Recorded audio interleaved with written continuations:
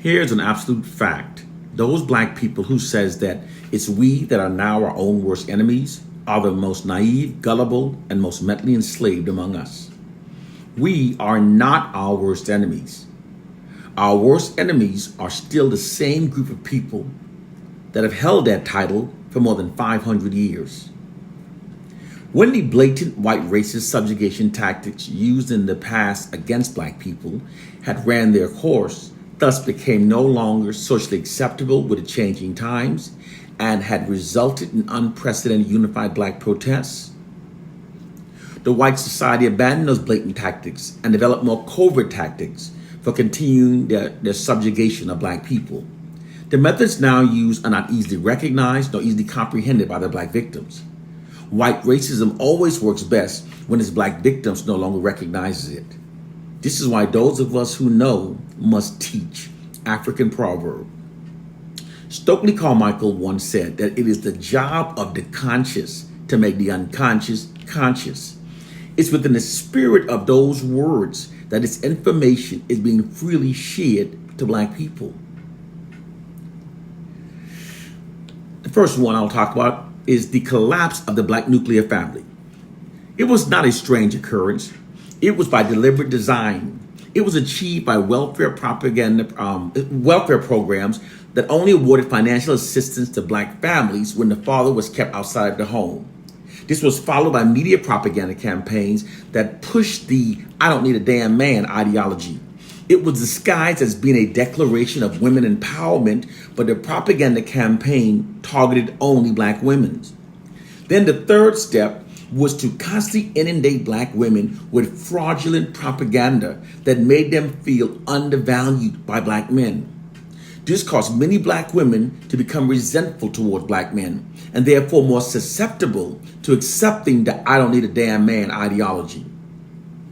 The purpose is to destabilize and undermine the entire ideological structure of the black family and by extension, the black population.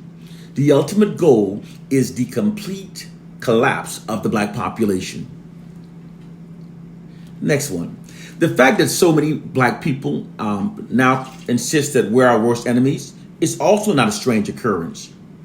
It was achieved by constantly and repetitively inundating black people with black on black crime propaganda.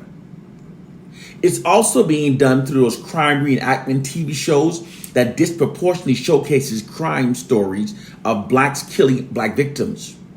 Although African Americans makes up only 13.5% of the U.S. population, and although most violent crimes including homicides are committed by Caucasian, at least 78% of those stories being showcased on those TV shows depict black crimes against blacks. When black people repetitively watch these TV shows, it embeds a subliminal message that it's we, black people, that are now our worst enemies. Also, within these TV shows, the ones solving the case to bring justice to the black victims are most often white detectives. This creates an undeserving reverence towards white people within the subconscious minds of the black TV viewers. Moreover, it conveys a subliminal message that black people should admire, respect, and trust only whites. This subliminal programming is extremely effective because when black people are repetitively presented these subliminal programmings from trusted TV shows, it can be very difficult to resist its implied propaganda programming, especially when we're constantly watching those TV shows. Okay? Here's the true reason why we're learning more black racially affirming facts from each other on social media platforms than we do so within our white governed schools. It's a tactic used for maintaining white dominance. The white educational system's failure to adequately provide black students with a racially affirming curriculum, as it routinely does so for white students, is actually essential for maintaining white dominance. Because for a ruling class to maintain its position of social dominance over its subordinate population, they must condition the subordinate population from a very early age to accept their own subordinate status and to adhere to the authority of the dominant culture. To do so, the education given to the oppressed from the time that their minds are young and most impressionable must be the type that denies them of a racially affirming education.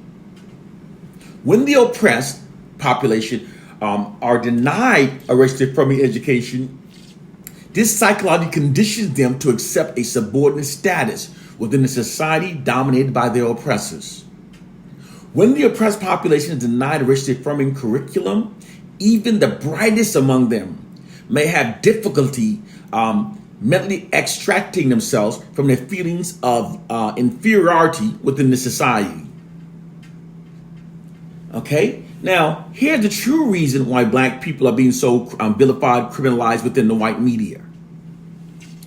This noted character assassination of black people is a nefarious propaganda tactic known as manufactured consent to mistreat.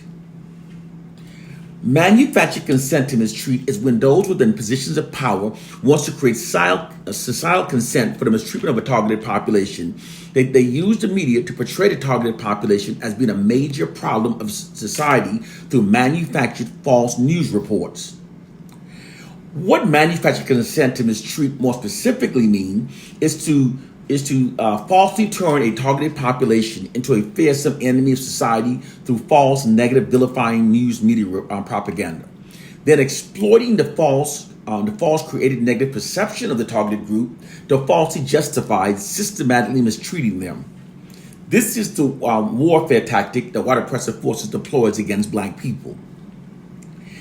Black people are being vilified, criminalized, and dehumanized in order to create contemptuous and incriminating beliefs about the black population that are designed to make the nation and the entire world insensitive to our plight, tranquilize efforts on our behalf, and it makes any serious criticism of white racism almost impossible. When contempt of black people is made to appear justifiable, this creates conditioned responses within the nation that allows eventualities to unfold against black people without opposition or resentment. This is very evident within the U.S. criminal justice system, where in which black people are disproportionately incarcerated, given stiffer sentences, and are more likely than any other racial group to be treated brutally, beaten, and fired upon by police officers while we are unarmed. This propaganda campaign is the reason why it's possible for white cops to routinely kill unarmed, innocent black people, even when these murders are captured on film, and still avoid being indicted by merely saying that they were in fear of losing their lives. Our black skin has been made the weapon. And finally, the white media's unrelenting negative depiction of black people that amplifies the negative to the point that it distorts our reality is much more than just biased media reporting. It is actually an insidious, black racially demoralizing, divide and rule psychological warfare campaign. Demoralize, divide, and rule is the method of maintaining control over a targeted population through constant and unrelenting demoralization in order to create self-hate and division between them. It also makes the oppressed more compliant with the oppressor's dominance over their lives, therefore much more easier to control. This psychological warfare system is deployed like a massive media marketing campaign that constantly subjects black people to receiving only the fraudulent and worst narratives about ourselves. The ultimate goal is to demoralize black people to such an extent that we begin to doubt our own ability to govern ourselves, and we believe that we therefore need whites to govern over us. Moreover, that we're better off living under white dominance, and therefore we abandon all hopes of ever liberating ourselves. It also creates black self-hatred and disunity, which attacks the core foundation of what bonds us as a people, and we can then be ruled over forever. This is our hidden reality. Now, I just proved to you that those black people who say we are our worst enemies does so because they're the most naive, gullible, and ignorant. Yes. To believe that we are our worst enemies, you have to be gullible, naive, and ignorant. I just proved it. You are ignorant of your reality. You don't know what's happening around you, and you don't even know you don't know. It's time to wake up to our reality. One love and peace.